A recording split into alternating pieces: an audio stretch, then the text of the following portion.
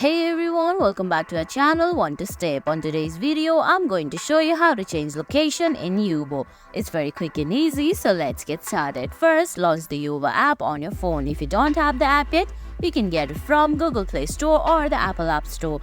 Once you do that, open the app and sign in. Then on the screen, you can see there are options like live, chat, activities, friends, and swipe. You have to select the top right corner's user icon. There you have to go to settings and scroll down and find account. Once you do that, there are options like name, birthday, gender and country. Tap on country and select the country you are from or you prefer to be from, and guys, that's it. That's how you change location in Yubo. I hope you found this video helpful. If you did, please give it a thumbs up, leave a comment, subscribe to our channel and hit that bell icon. See you in the next video. Thanks for watching.